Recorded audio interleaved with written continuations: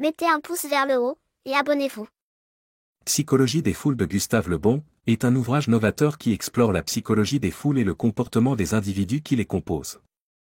Les idées de Le Bon sur la psychologie des groupes sont toujours d'actualité, car elles éclairent le comportement des mouvements de masse, des rassemblements politiques et des phénomènes sociaux.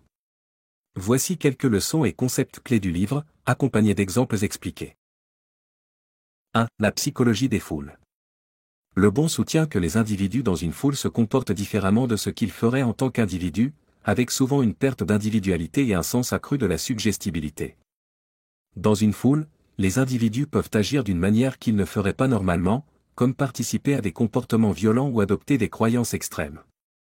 Par exemple, lors d'émeutes ou de manifestations, les individus peuvent se livrer à des actes destructeurs qu'ils n'envisageraient pas de leur propre chef.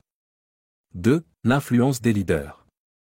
Le Bon suggère que les foules sont fortement influencées par les leaders charismatiques qui peuvent manipuler les émotions et les actions du groupe.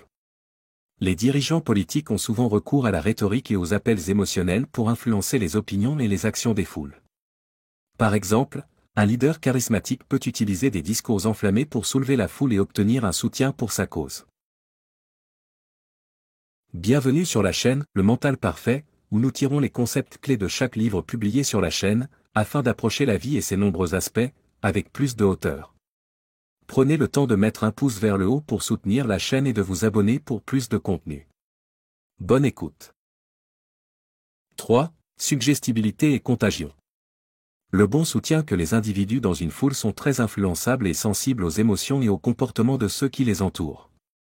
Dans un espace bondé, la panique et l'hystérie peuvent se propager rapidement. Par exemple, dans un théâtre bondé, un bruit soudain ou une perturbation peut provoquer une panique, entraînant une bousculade lorsque les gens se précipitent pour s'échapper. 4. Le pouvoir des symboles et des rituels. Les foules sont souvent unies par des symboles, des rituels et des croyances communes qui renforcent l'identité et la cohésion du groupe. Les drapeaux nationaux, les hymnes et d'autres symboles jouent un rôle important dans l'unité des foules et le développement d'un sentiment d'identité nationale. Par exemple, lors d'événements sportifs, les supporters peuvent agiter des drapeaux et chanter des hymnes nationaux pour montrer leur soutien à leur équipe et à leur pays. 5. L'illusion de l'unité. Les foules donnent souvent l'illusion de l'unité et de l'unanimité, même si les individus qui les composent ont des opinions différentes. Dans une foule, les individus peuvent se sentir obligés de se conformer aux croyances et aux comportements du groupe, même s'ils ne sont pas d'accord. Cela peut conduire à la pensée de groupe, où les opinions divergentes sont supprimées en faveur du maintien de l'harmonie du groupe. 6. Le rôle des émotions. L'émotion joue un rôle important dans le comportement des individus au sein d'une foule, conduisant souvent à des actions irrationnelles et impulsives. L'hystérie de masse est un phénomène dans lequel un groupe de personnes est victime de délires collectifs ou de peurs irrationnelles. Par exemple, le procès des sorcières de Salem était le résultat d'une hystérie collective, de nombreuses personnes accusant à tort d'autres personnes de sorcellerie sur la base de peurs et de rumeurs infondées. Psychologie des foules de Gustave Le Bon fournit des indications précieuses sur la psychologie des foules et le comportement des individus qui les composent. En comprenant la dynamique du comportement des foules, nous pouvons mieux comprendre les mouvements sociaux et politiques qui façonnent notre monde. N'hésitez pas à laisser un livre que vous aimeriez voir publié en commentaire.